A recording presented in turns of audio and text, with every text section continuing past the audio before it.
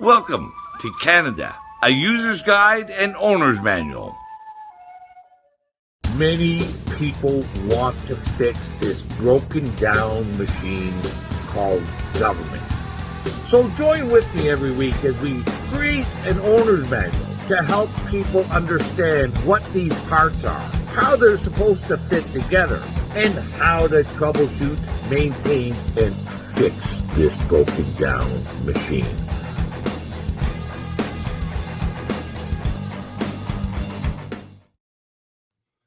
Well, welcome to another episode of Canada, a user's guide and owner's manual. This week, we're going to have an episode on what is a Canadian and should we become American? It's sort of been in the news a little bit lately. But before we start off this lively conversation with my daughter, Chelsea, we're going to play a little Canadiana vignette, something from our earlier days to remind the audience maybe what it is to be a Canadian, and we won't be dancing lightly around this subject.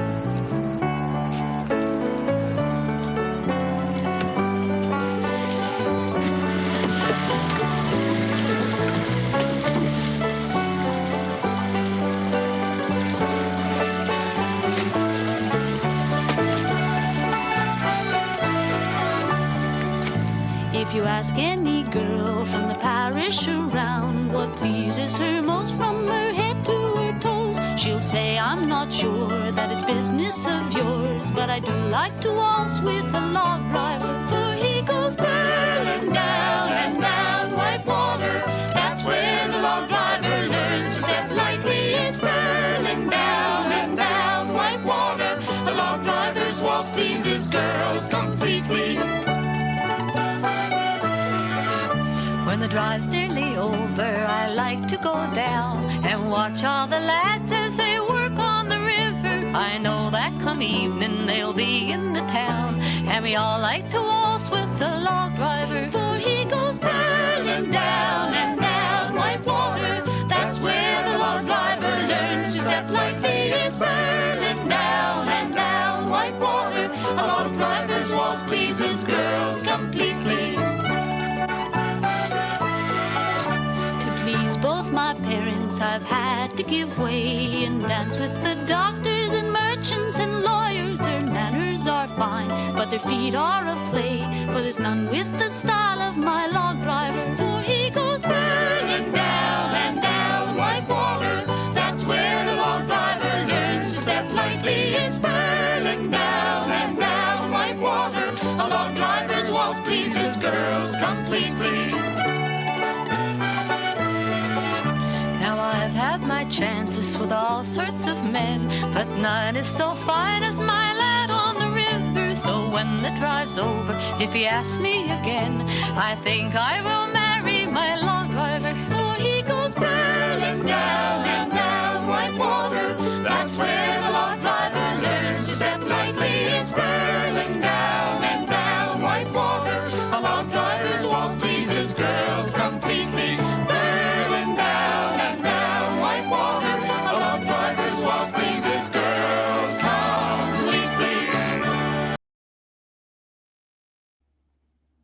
Well, and that was sung by another couple of great Canadians, Kate and Anna McGarrigle. And before we start in, I'll just remind everybody, if you have any questions for the show, send them to randyhilliard.com. If you'd like to support and help the production of this show, you can go to nomorolockdowns.ca to help support the show. Welcome, Chelsea, to the show. Hi. Yeah, so we are talking about Canadian identity, and it's actually something that you and I have been speaking about for quite a while now, and sort of getting philosophical about and mulling over, even prior to Trump musing about Canada becoming the 51st state.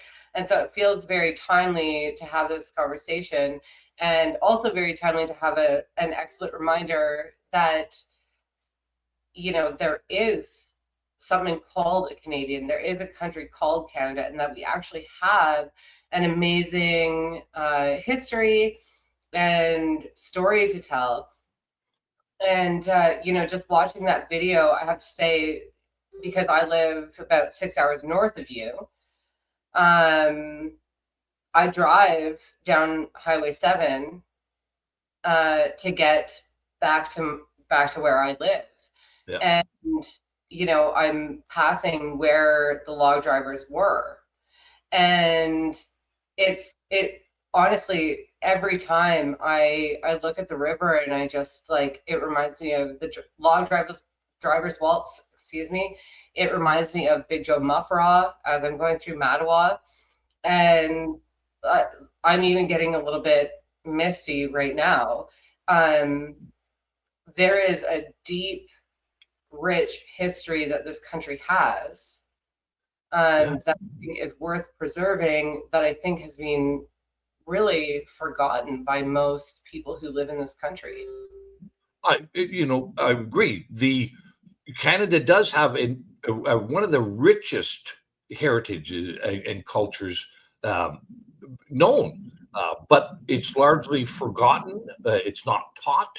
It's poorly understood by most Canadians. And I would say, you know, we've been talking about this for decades, you and I, about this Canadian identity and how it has been destroyed over these decades with these immature or elementary views that most people can only identify a Canadian as not being an American. Hell, even our Sox Trudeau has trouble identifying or articulating what a Canadian is other than not American. And then, of course, we see this completely outrageous view now that all these politicians who cannot identify what a Canadian is, or say that there is no such thing as a Canadian identity, want to defend it.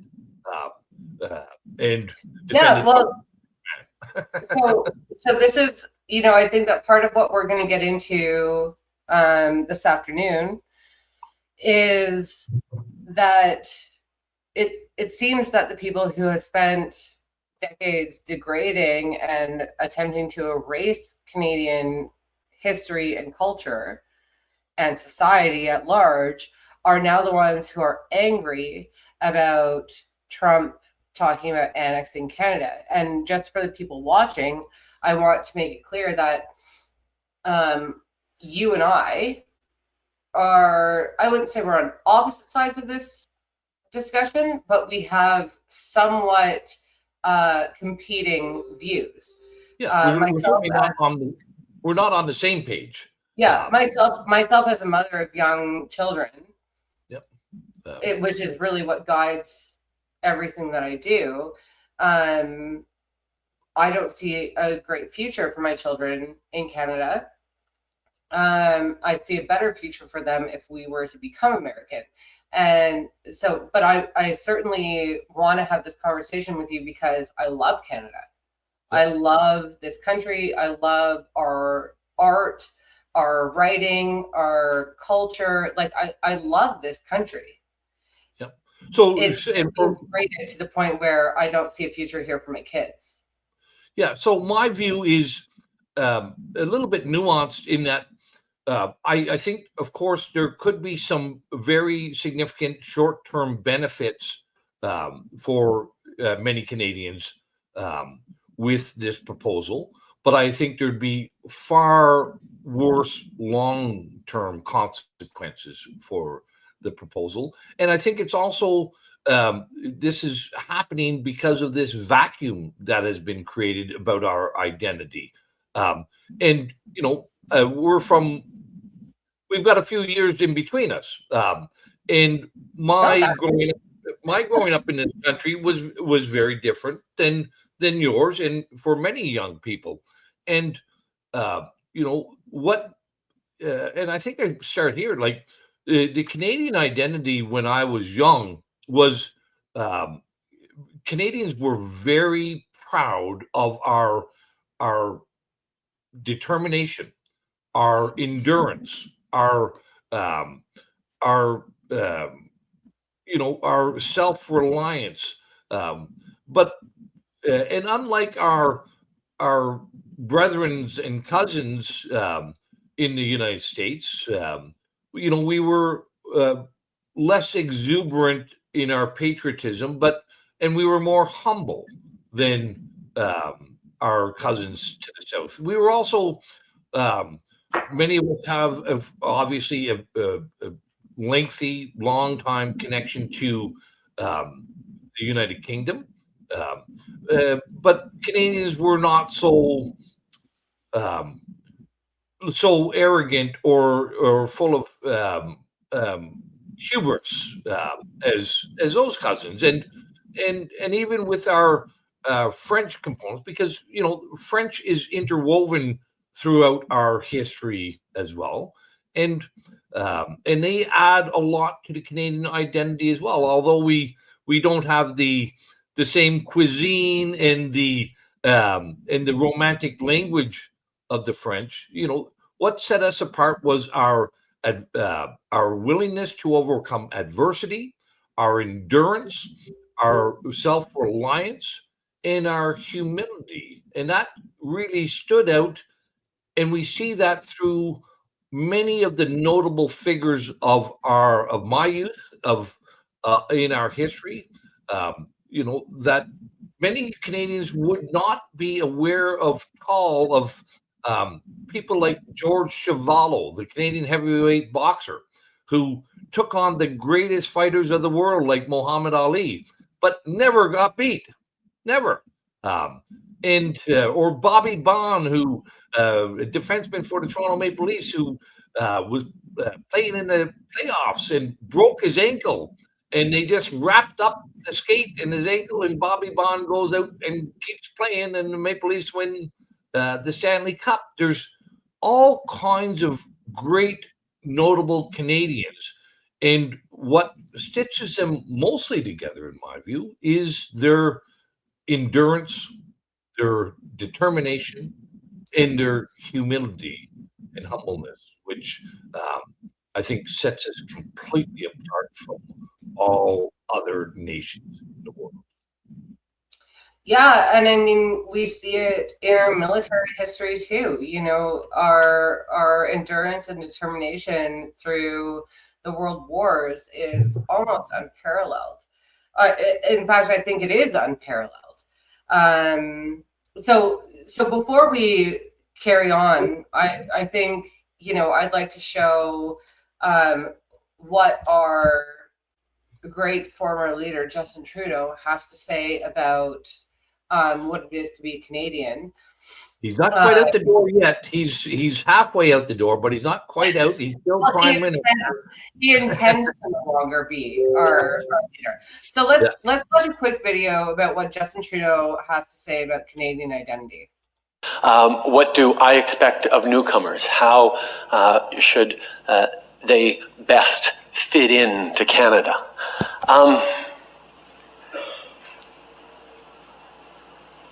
Every few years, Canada has gone through moments of crisis of identity.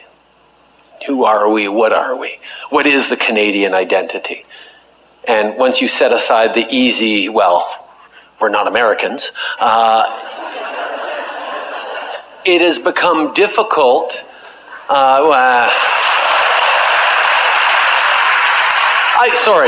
I've been using that line for years. It predates the current administration, just before you.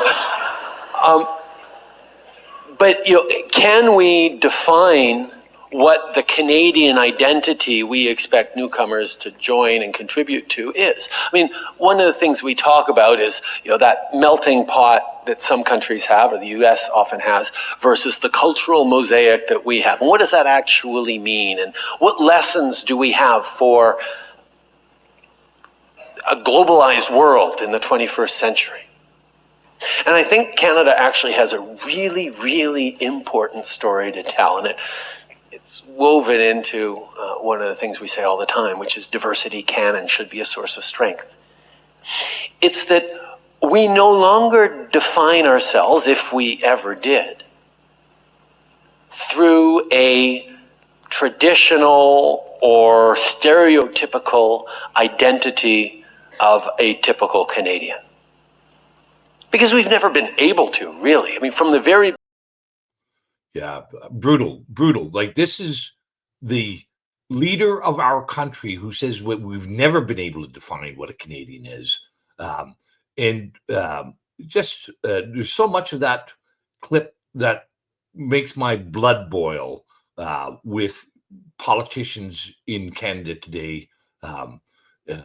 He might not know what a Canadian is, but I certainly bloody well know what a Canadian is. And you know what? Like, the thing about Trudeau is that, like, I hesitate to give him any credit here, but his family has been here in this country for 400 years.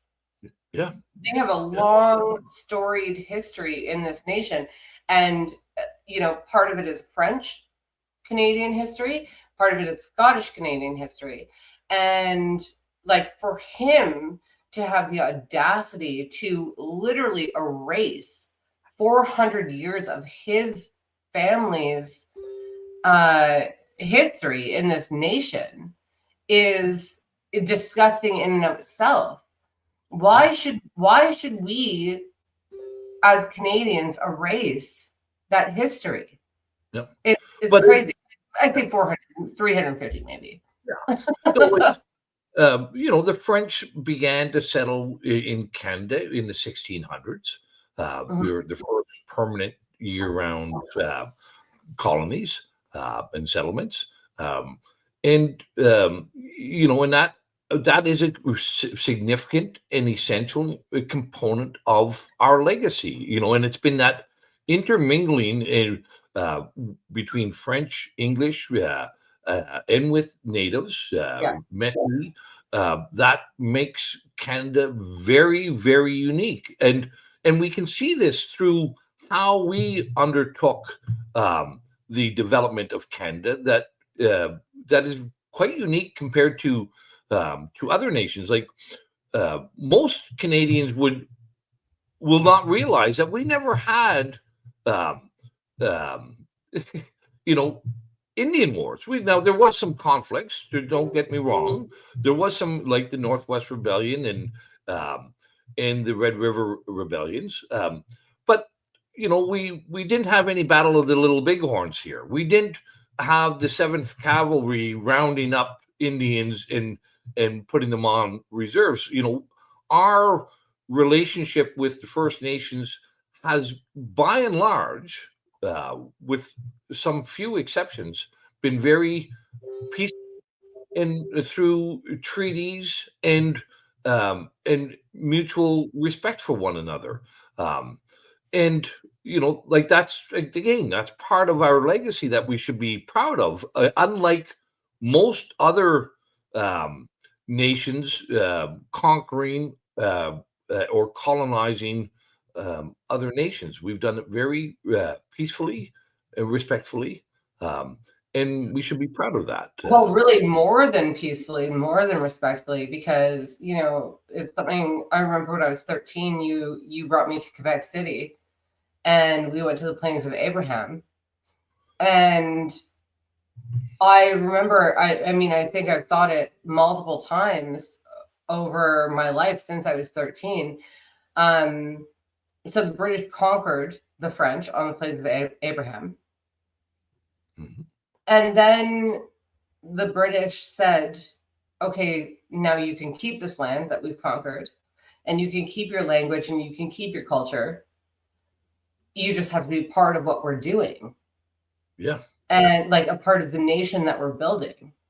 And that is such a strange concept, and one that you probably won't find in any other part of the world. It is very unique in this, that the establishment of the Quebec Act in 1774, where we did recognize that Quebec was integral, and the French language, the Catholic religion, the French culture were integral to the development of Canada, was a very big stickler point with the American colonies to the south of us, and that was one of the significant contributing factors to the American War of Independence. But that military history that relationship, I should carry on. Like in the first part of this discussion, let's not forget that Canada's military history is also one that is very unique. When the British Empire needed people to rescue Gordon in the Sudan, and they created the Nile River expedition. Well, who did they get? They got Canadian log drivers, Canadian raftsmen, to go to rescue Gordon in Africa. When nobody else could take the ridge called Vimy in the First World War, who did they rely on to capture Vimy Ridge? It was the Canadians. In the Korean War, the Battle of Kapyong, who stood their ground against this onslaught of the Chinese invasion through Kapyong? Well, it was the Canadians, the Princess Patricia's Canadian Light Infantry. When the other battalions and regiments there, the Australians and the New Zealands, they had to back out of that. And it was the Canadians that held those hills. So, that is, and even you mentioned Quebec, that is also part of our legacy.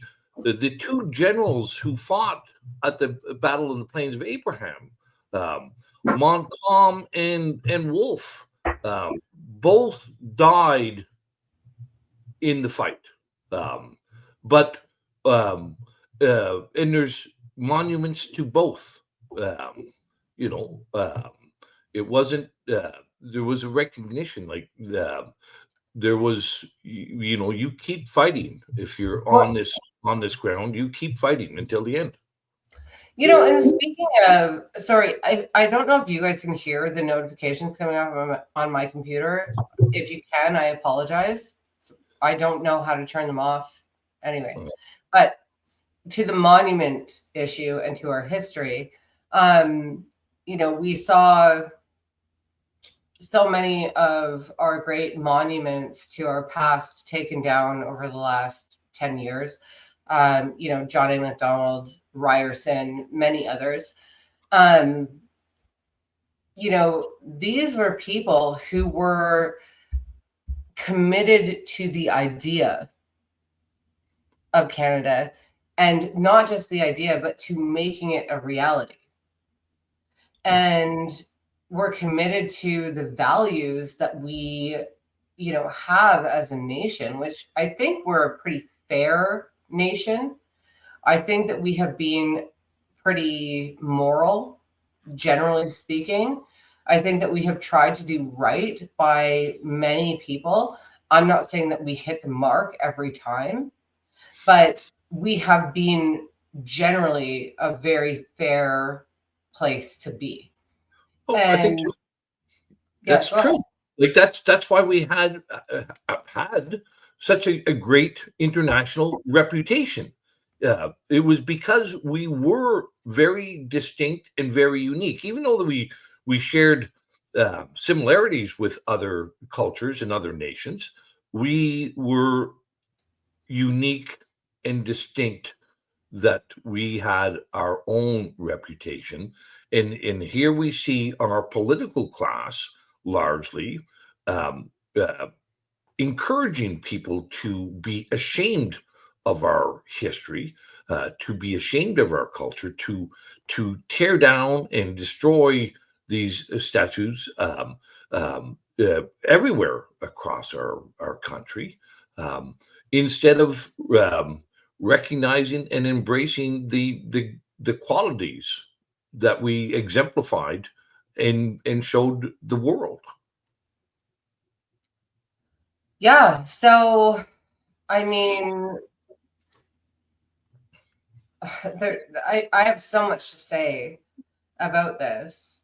Well, let me add one thing here. Yes. So, we see people like Trudeau now saying that there is no Canadian identity, and questioning if there ever was a Canadian identity. And I would challenge and say this, Canada, and I should also add this, like, just as an add-on to our relationship with our First Nations, many names, place names in Canada, are derived from the native language. Indeed, our capital, Ottawa, or Toronto. Mississauga, or even the name Canada. Yes. These are all in recognition of this unique relationship and respectful relationship with our First Nations. But let me go on. Like when the first settlers and explorers and adventurers came to Canada,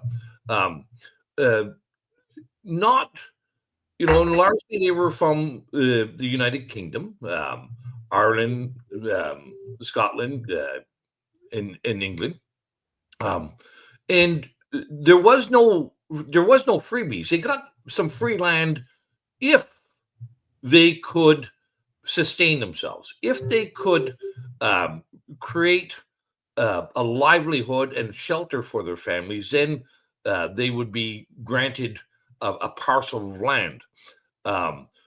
But and hundreds and thousands, and indeed millions of people came to Canada under those arrangements. Not all of them stayed.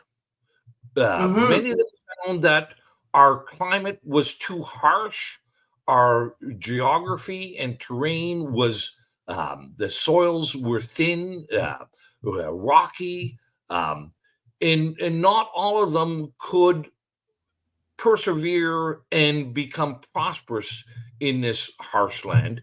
And many of them left and went to the United States, where the climate was a little bit warmer and a little bit nicer. The soils were richer and deeper, and it was easier to be prosperous. The ones who remained and stayed were the ones who overcame these adversities and the hardships. And I think this is one of the great failings of our immigration system of late, was that now we're bringing in immigrants and coddling them. We're treating them exactly 180 degrees opposite of what a real Canadian is. Okay, so this is something that you and I have been talking about over the last few weeks or couple months, maybe. I've been talking about how America defines itself with one word, and that word is freedom. I spoke to a friend of mine who is Dutch, who moved here many years ago, but as an adult. And I asked him what he thought his word was for the Netherlands, which is a country that I've lived in. And he said entrepreneurship. And he gave lots of examples of how the Dutch overcame through entrepreneurship the devastation after World War II. And so I've been sort of doing this thought exercise with a lot of people over the last little while about what like, does Canada have a word? And for me, I've come up with the word resilience. resiliency. We have historically and still to this day been able to overcome. And I know that I've told you this. There's sort of, I think Canada is sort of it's a contradiction in and of itself. There's sort of like our greatest strength is our greatest weakness sort of thing in Canada. And we, like, to the point where we are so resilient that we have been able to wake up every day and put our feet in front of one another and go to work and do what we need to do for the last 10 years under the thumb of Justin Trudeau and his terrible policies for this country. Like, we are so resilient that we can even make it through this. Yeah. I think resilience is a good word. I think it complements and gives meaning to these other words like overcoming adversity, not getting knocked down, and if you do get knocked down, getting back up. That you learn to thrive in the environment that you're in, and not whine and complain about the environment that you're in. But you also try to take advantage of things and make it better. So making it better, I mean, so I think that's actually a good lead in to, you know, Canada and Canadians have actually had a massive global impact in the last few years. You know, the greatest example of that is the trucker convoy, or the Freedom Convoy, whatever you want to call it. And, you know, of all the people in the world, for the Canadians to be the ones to rise up when we are generally a compliant and obedient bunch of people. Well, that's what we're told. Right. For us to be the ones to rise up and then start a global movement of truckers and farmers throughout the West, that's pretty amazing. Do you want to play a clip? Listen, okay. You can say easily that the truckers convoy was a blue collar protest. Yes. It wasn't the white collar professional class that was did this, and maybe we should just throw up a couple of short little videos for people just to see some of the exuberance. We've all seen the overpasses and whatnot, but we've got a couple of little short videos from on the ground in you know, and let's play one or two of them here.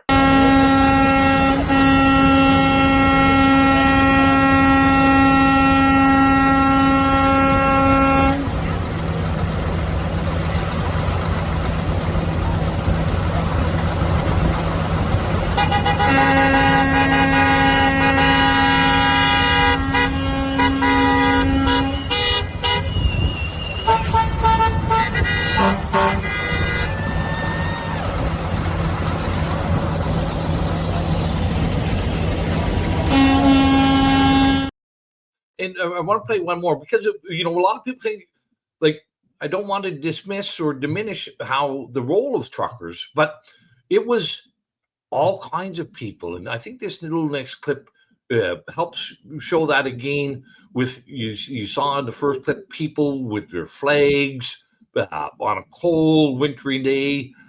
Let's take a look at another.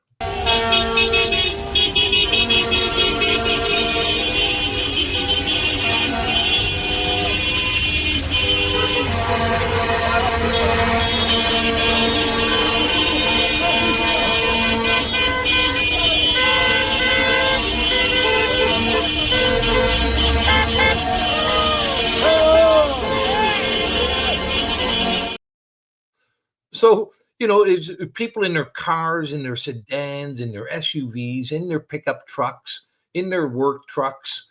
But to your point, Chelsea, like, people might want to ask themselves, COVID and the lockdowns and the mandates and the jabs, were universal throughout the Western civilized world.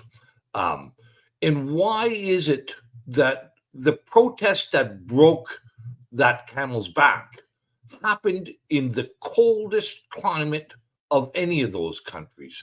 How was it that it was Canadians who slept out in their rigs and in their cars and in their tents for 3 weeks in the coldest environment of any of the countries experiencing the lockdowns and the COVID madness? And well, again, that speaks to what you just said, that resilience. It speaks to the endurance, the perseverance. It speaks from the legacy of our forefathers, and our that we will overcome whatever it is that is facing us. And Canada showed the world. And can you imagine if there wasn't such a group of people in such a country called Canada? Would we still be in the COVID lockdowns? Well, and the, you know and what, the COVID like, mandates? yeah, and it's so, like, it's so on point with our, like, not that that was at all militarized. Of course, it wasn't. But it's very on par with our military history of people showing up. So I actually had this conversation with someone the other day, and I might have told you about it already. So prior to World War I, we really didn't have any kind of strong military. And same with prior to World War II. And then the world wars were declared, and in each instance, people from across, men mostly from across our entire nation, decided that they had a duty to fight for this country and fight for the ideals and beliefs of, you know, sort of the Western world. And so they left their jobs, their families, they left everything to go and fight with really no training or anything like that, you know. And I really sort of feel that there is also this part of the Canadian identity, which is this idea of duty. And we saw the same thing during the trucker convoy, which is like people, there was no central organization for the trucker convoy. Mm-hmm. People from all across the country, from all different walks of life, completely disparate communities, you know, that really don't have anything to do with each other, decided that it was their duty to come and fight for this nation. And so I sort of see like that thread through all of these really momentous parts of our history. And I think the trucker convoy really is like a modern day way of explaining that to people. No one forced these people to do this. No one paid them to do it. No one even asked them to do it. And they did that great cost to themselves, right. Great consequences, and they still did it, and they did it in every fashion and availability of how their capacity and their resources would allow. You know, some people lined the overpasses and the highways. Other people brought food and supplies to the various camps and provided fuel, and others, you know, drove from Vancouver Island and from Newfoundland and parked their rigs for 3 weeks, and from everywhere in between. It's very impressive. Yeah. Especially considering the, like, you know, we saw protests break out after the trucker convoy, like in France and in the Netherlands and, you know, places in Europe. But like, to drive your tractor from Lissa to Amsterdam is not much. Yeah. But your 18-wheeler from British Columbia to Ottawa is massive. Yeah. Like, I really think that there's something to this, like this idea of being resilient. Yeah. That speaks to it. And I think that the trucker convoy and our entire military history, and then just the history of us developing this nation is really quite impressive. Yeah. So let's just to finish off, I think, and remember, it was all very peaceful. It was all, there was no violence. It was full of exuberance and enjoyment and exhilaration. And also it showed the charitable aspects of our culture as well. Like millions of dollars flowed in to help pay, fund, and fight back against these very malevolent and harmful government policies. So yeah, that's where would we be for all these freedom lovers across the globe? Where would we be without Canada? And for Donald Trump to say, well, this is just some artificial line that is drawn along the 49th parallel, and that like that's bullshit. It's as much BS as Trudeau's view that there is no Canadian identity.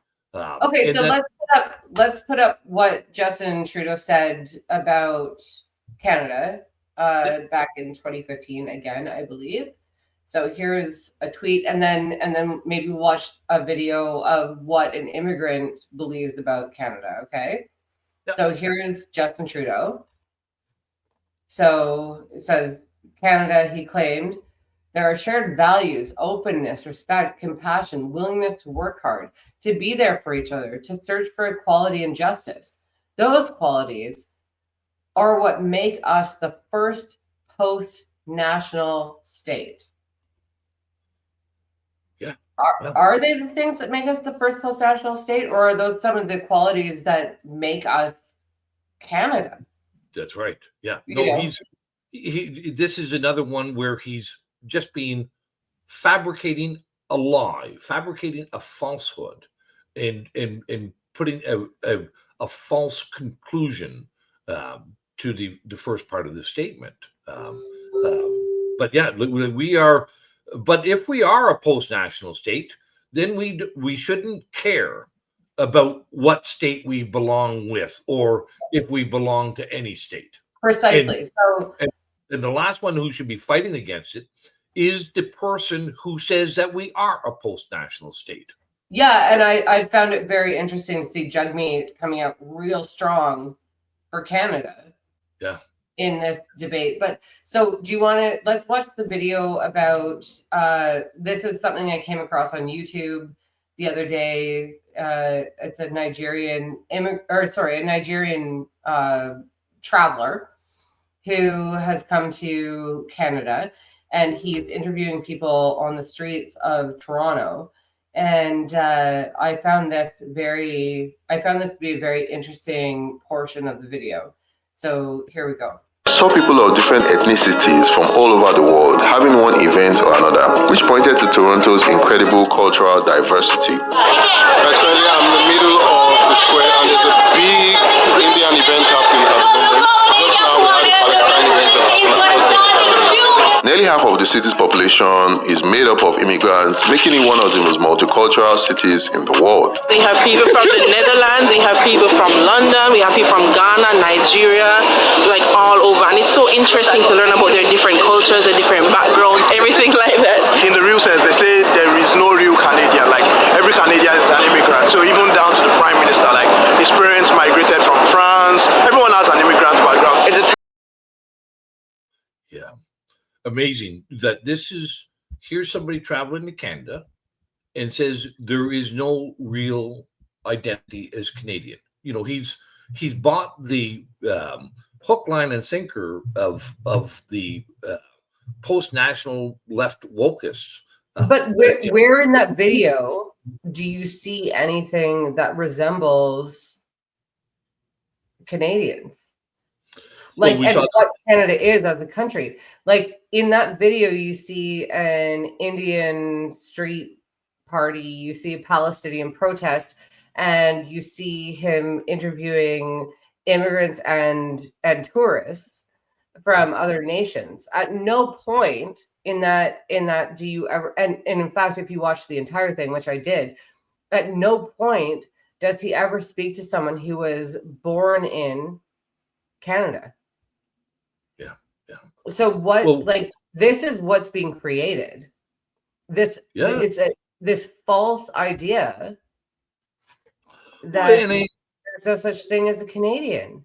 And that can only have agency. It can only have traction for those who are without knowledge of our history, without knowledge of our heritage. Like if you are an empty vessel and you don't have any of your own knowledge about Canada, then those false ideas can take root and populate your mind. And but it's, and it has been part of our education system as well. For many decades, we have been very much downplaying our Canadian culture, our Canadian history.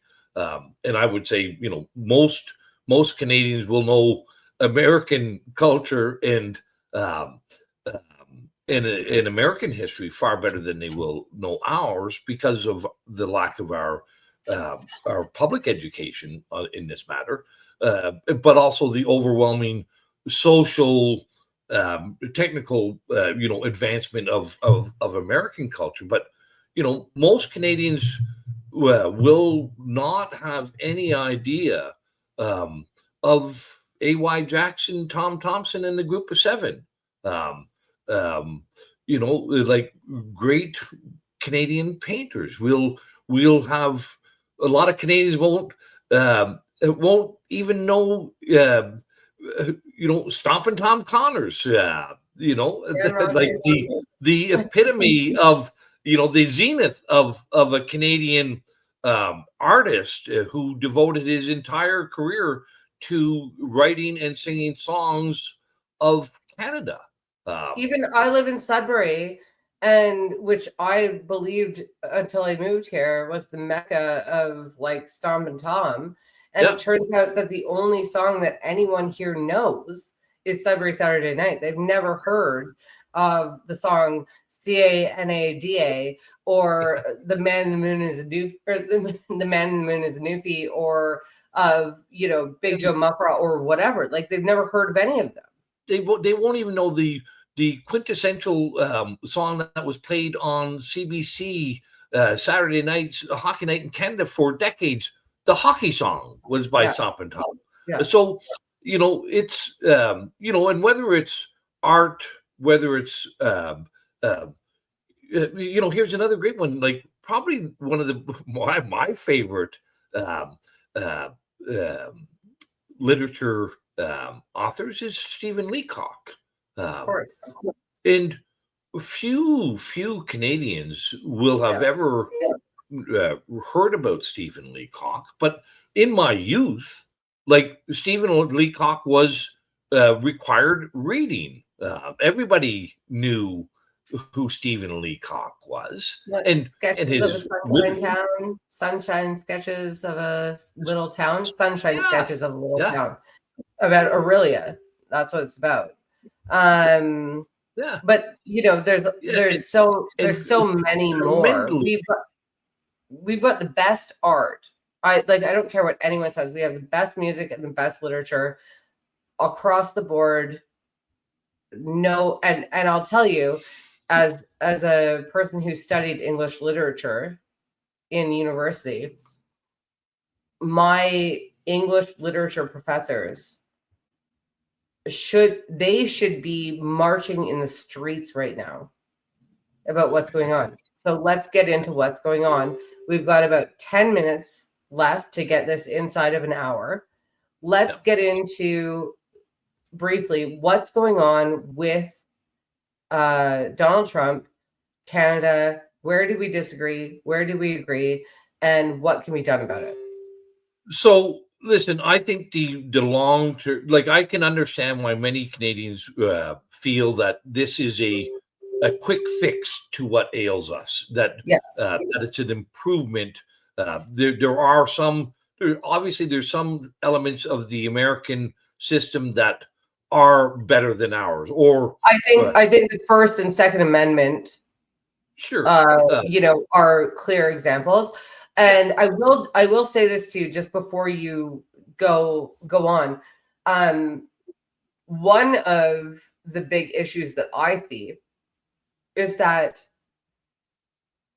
every time we have tried to improve the system that we had in place prior, we don't amend, we replace. So we had the British North America Act, then we had the Bill of Rights, and then we had the Canadian Charter of Rights and Freedoms. And with each one, we have lost our rights. And there have been, it's been like tinkered with. So they get rid of the one that came before, and then they say, okay, let's figure out how we can do this in a way that takes away people's rights more. And the Americans, in fact, just have a very straightforward constitution, and then they amend the constitution, but it can't contradict the rights that are put in there.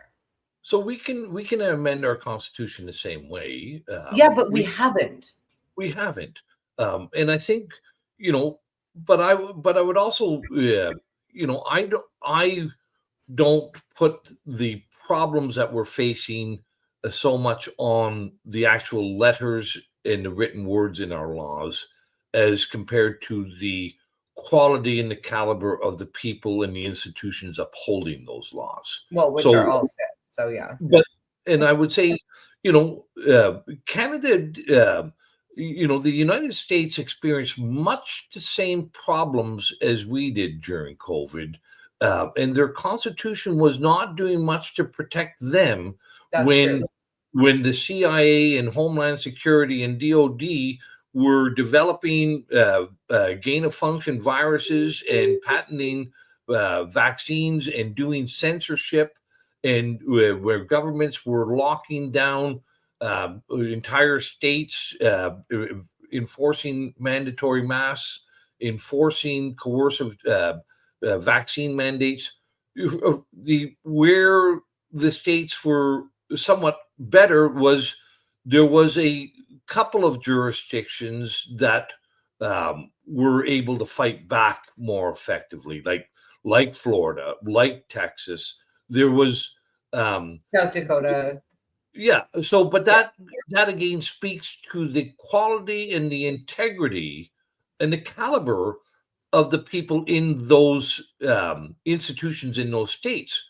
But they also the states have more powers than the provinces do. Not really. Like the American states have very similar jurisdictions to a Canadian province. I would say the one difference, our Canadian provinces have been willing to compromise their jurisdictions in exchange for federal money over the years. Yeah, of course. Yeah. Where the American states have not yet been so compromised. Well, they don't have this funny thing called equalization payments that no one understands. No, but Trump has announced he's going to get rid of the Department of Education, and that's a good thing because education is a state jurisdiction.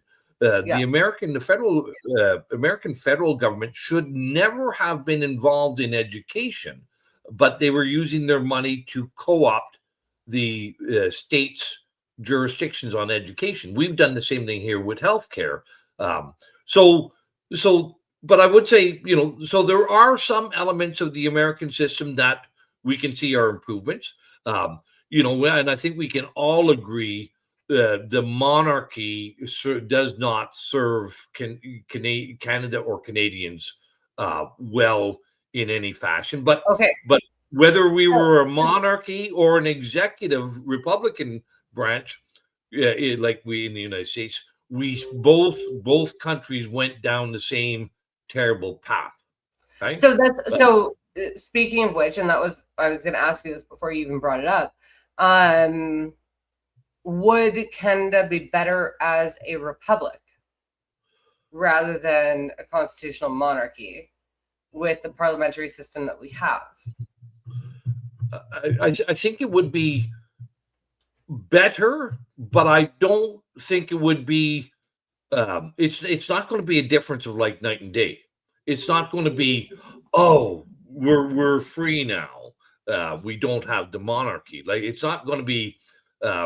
The executive branch being elected, though, will be an improvement. At least we can, we have no way of getting rid of King Charlie and his influence in the system until he dies. At least in the States, you get a kick at the can at removing the executive every 4 years. Right. And even though, and I don't want to spend too much time on this, because the monarchy is an influence, but it's not a de jure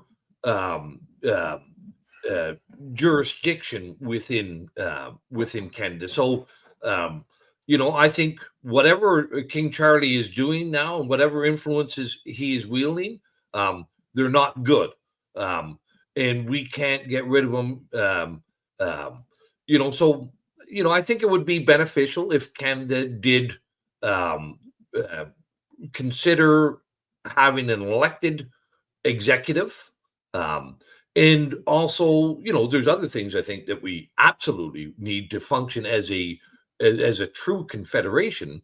We need to have an equal number of elected senators within our system. The bicameral system we have of unelected and disproportionate number of senators from different provinces is it's a complete it's kind of fascinating. It seems to be that the less senators you have appointed to your province, the more money leaves your province and comes to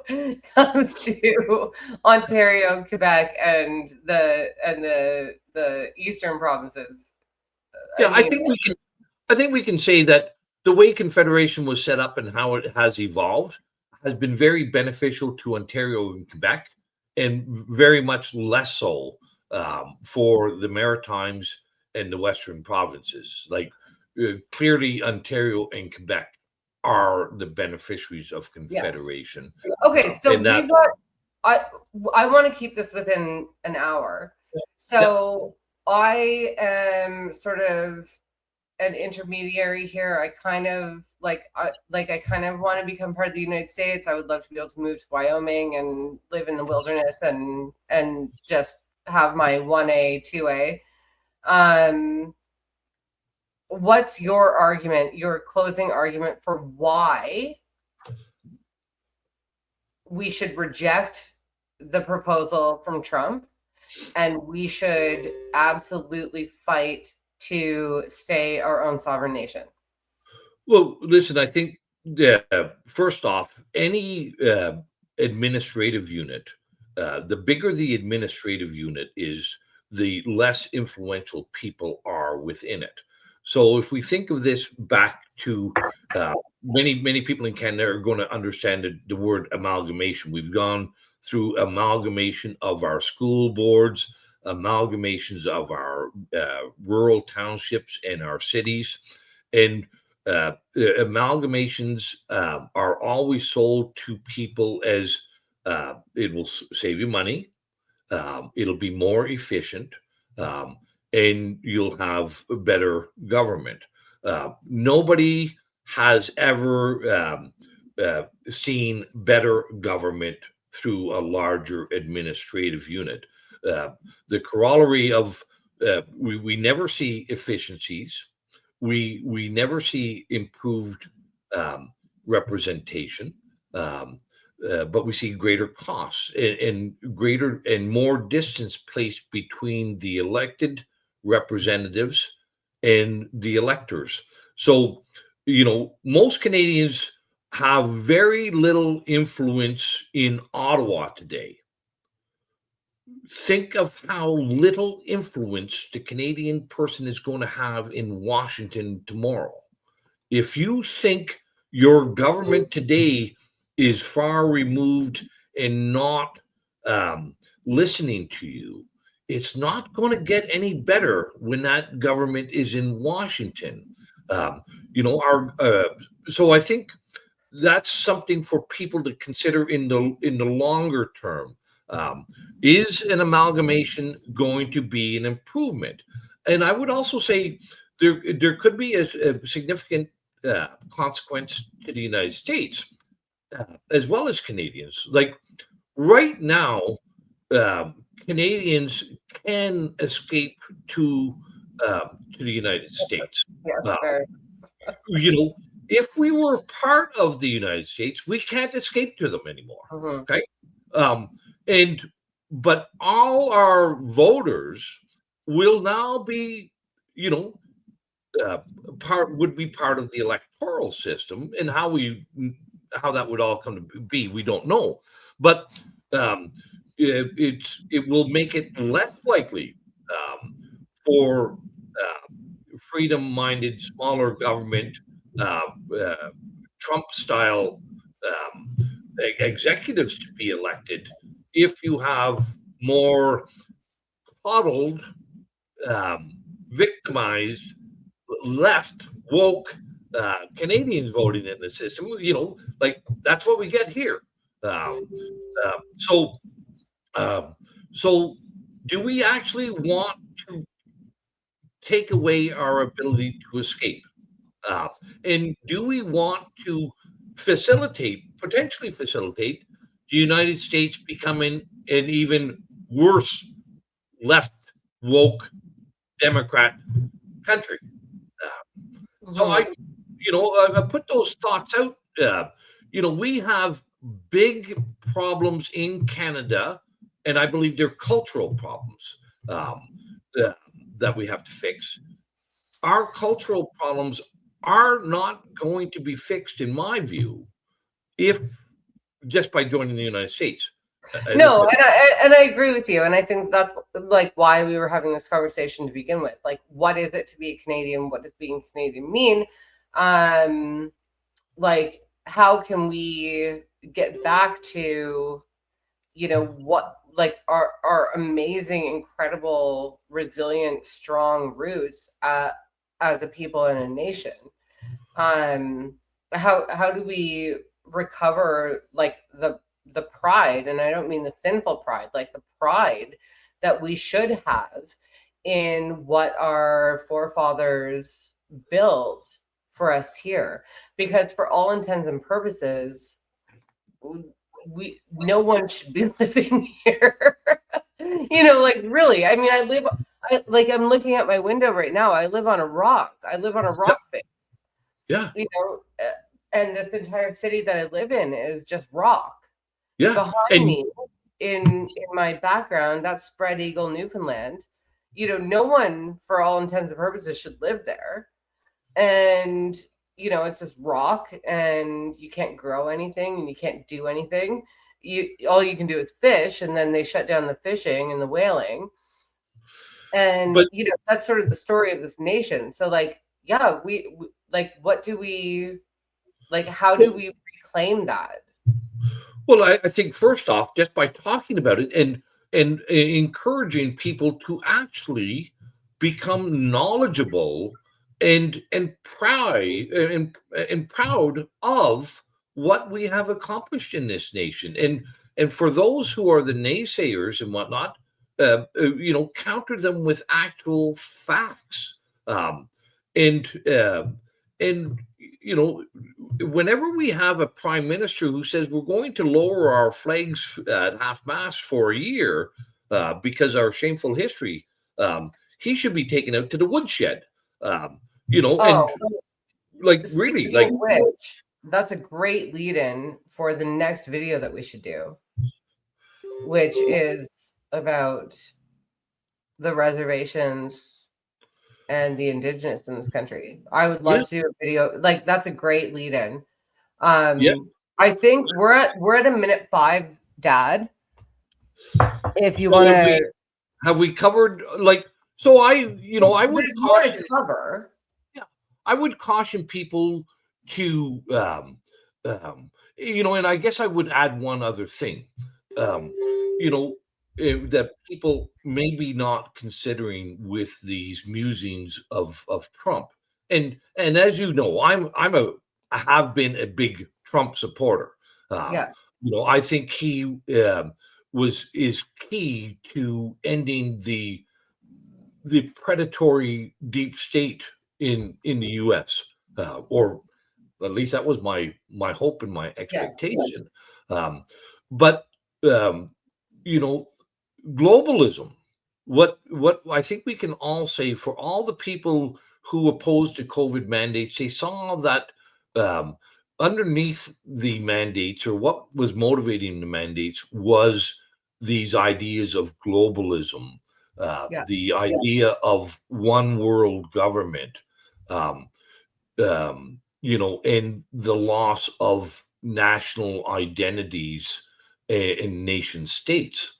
And I would say to them all, like, Trump's musings of taking over Greenland, taking over Canada, is that not just a step towards globalism? Is it not what we were fighting about during COVID, about having a lack of representation, having the lack of the ability to escape the oppression of government? So, I'm not really sure what's underlying Trump's recent changes, and I see them as fundamental changes from his view of dealing with the domestic problems in the United States, with these ideas of taking Panama, Greenland, and Canada. I'm not sure what's underlying those, and maybe it is just a case that we have such weak political leadership here in Canada who have vacated that there is any national identity, that Trump is saying, well, we might as well take it if they don't recognize there's any value. I mean, why not? We're not doing anything to protect our borders. We're not doing anything to exploit our natural resources or energy. We're like, as a nation, we really aren't doing anything to build this country. And so, like, I like, my personal feeling about it is that if I were Trump, I would be saying the same thing. Like, we are a wealth of resources. But you know what? So as we wrap up, I think that really, like, we wanted to get into this conversation about this idea of Canada being annexed or becoming the 51st state or being bought or whatever. But I think that really, even though you and I somewhat disagree on the way forward, you and I both agree that Canada is an amazing country. Canadians are amazing people, and that there is something worth preserving here. Absolutely. And I would like to leave people with that thought, that it is worth preserving what we have, and it's worth fighting for, and it's worth fixing. And I think that's it for people who want to fix what's wrong with Canada. Let's fix what's wrong with Canada instead of thinking the fix is just erasing the border. That's not going to fix much. And while we're at it, you've got the cover behind you, but this, I'm going to plug this because I feel like it's worthwhile. This book that I have in my hands right now is literally what I grew up on. My brothers and I would just scour it and read, everything that we could and just ingest all the information. And now I do the same thing to my kids. I force them to read this book. Let's see if I can get it up here. Oh, you know what? It's not going to do it because of the background. Yeah. But the Story of Canada, that book, Story of Canada. I think every family should have that book, and every child should be encouraged to read it. And yeah, that you and your three brothers all that book was front and center, and now my grandchildren, your children, are understanding the story of Canada, and it's a great, lovely story. And I would say, maybe to end up, like, if you want to continue to support this show, go to nomorlockdowns.ca. If you have questions, send them over to my website, randyhillier.com. Follow me. I'm still getting censored on a lot of the platforms, but my Substack channel, randyhillier.substack.com, is the uncensored version. And then the censored ones on Twitter and Facebook and Instagram. By the way, I think we should go out the way we came in, Dad. With the log driver? Anna and Kate McGarrigle. Well, let's give. I think we did a pretty good job with not dancing lightly around. So let's. I think it's a great song and a great illustration of Canada. So until next time, thank you very much, Chelsea, for joining with me and for this conversation on should we become Americans and what is a Canadian. So with that, have a lovely day, and we'll talk again soon.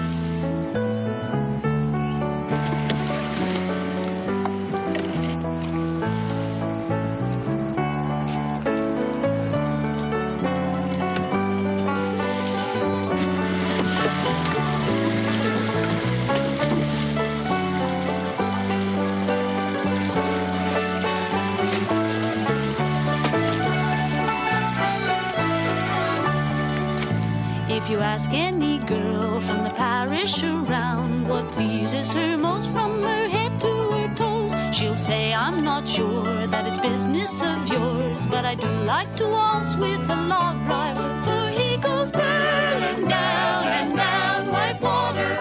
That's where the log driver learns to step lightly. It's burning down and down white water. A log driver's waltz pleases girls completely.